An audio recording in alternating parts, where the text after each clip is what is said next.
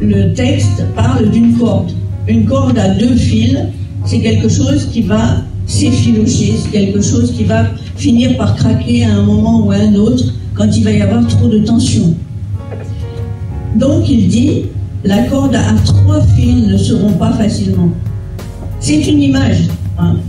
Une tresse, vous savez qu'une tresse, c'est 3 fois plus solide, c'est le cas de le dire, c'est 3 fois plus solide qu'un fil tout seul. Et une tresse, c'est très difficile à casser. Une corde à 3 fils, c'est très difficile de le casser. Qu'est-ce que cette image veut nous dire? Eh bien, ça veut nous dire simplement que l'homme et la femme, donc le couple, ont besoin, donc ces 2 personnes humaines, ont besoin d'une 3e personne pour tenir solidement.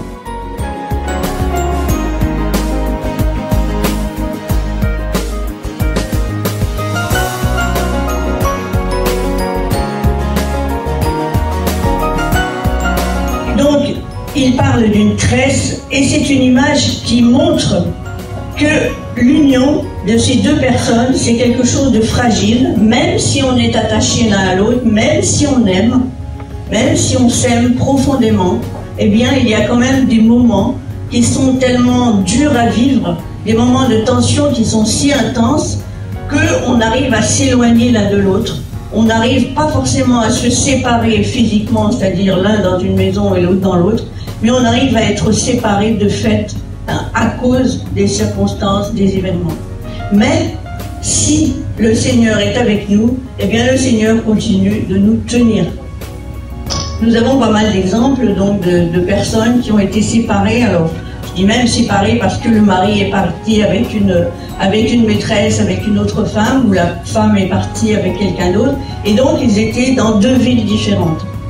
Mais les 2 étant chrétiens, eh bien au bout d'un moment, le Seigneur a fait comprendre, donc à celui qui était parti, a fait comprendre que ça n'était pas sa volonté. Et même on a l'exemple d'un pasteur qui raconte sa vie, en plus dans un témoignage. Je crois qu'il a écrit un livre.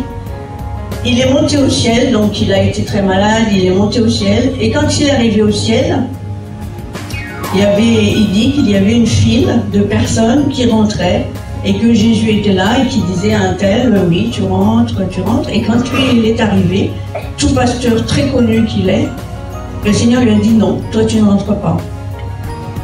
Et il lui a dit pourquoi? Et il lui a dit parce que tu as divorcé de ta femme. Donc maintenant, je te donne un temps de repentance, je te renvoie sur terre, tu vas te réconcilier avec ta femme, et à ce moment-là, eh bien, tu pourras être accepté dans le ciel.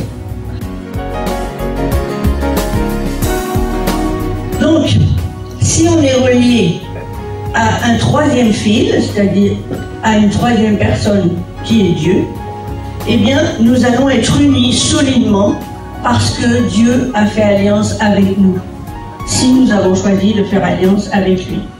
Notre alliance humaine, à nous, est souvent symbolisée, je pense presque dans tous les pays, c'est souvent symbolisé par un anneau, hein, qu'on appelle une alliance d'ailleurs. Donc, cette alliance est scellée entre nous 2, volontairement, mais cette alliance est aussi scellée avec Dieu si les 2 personnes du couple sont d'accord pour le faire. Si les 2 ne sont pas d'accord, eh bien Dieu ne fait pas alliance. Hein. Dieu ne va pas nous pousser à faire quelque chose que l'on ne voudrait pas. Donc Dieu s'engage pour toujours. Pour soutenir le couple, il prend la responsabilité de son unité et c'est lui qui va la maintenir. Par la foi, chacun des conjoints aussi s'engage en sachant que c'est Dieu qui va leur permettre de tenir bon ensemble et pour toujours.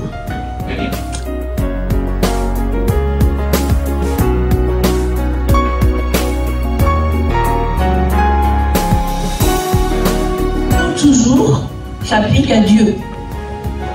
Le mot jamais aussi s'applique à Dieu. Et bien souvent, je dirais, nous, dans nos conversations, je ne sais pas si vous avez des disputes parfois avec votre mari ou avec votre femme, mais on dit tu ne fais jamais la vaisselle, tu ne ranges jamais tes chaussures, tu oublies toujours d'éteindre la lumière, etc. Donc ça, c'est des mots dans un couple qui sont, je dirais, pas à bannir totalement, mais disons qu'il faut faire très attention. Parce qu'on va se disputer à partir d'un petit mot qui est toujours, ou d'un petit mot qui est jamais. Alors c'est vrai que peut-être 9 fois sur 10, on oublie d'éteindre la lumière. Ou 9 fois sur 10, on ne veut pas faire la vaisselle. Mais ce n'est pas toujours. Et le fait de, je dirais, d'être accusé comme ça de quelque chose de permanent, alors qu'en fait, c'est peut-être assez vrai, mais c'est quelque chose qui est très dur à entendre et qui, je dirais, qui bloque en fait la discussion et qui souvent amène une dispute. Donc attention à ces mots, faire attention à tout ça.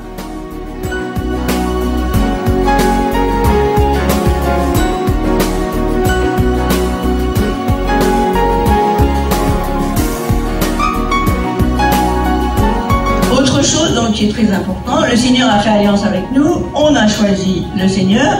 Tout à l'heure on a dit merci Seigneur pour cette soirée, pour ce que tu nous as donné. Mais est-ce qu'on pense chaque jour à dire merci Seigneur pour le conjoint que tu m'as donné? Ça on n'y pense pas forcément, surtout dans les moments où il nous énerve passablement.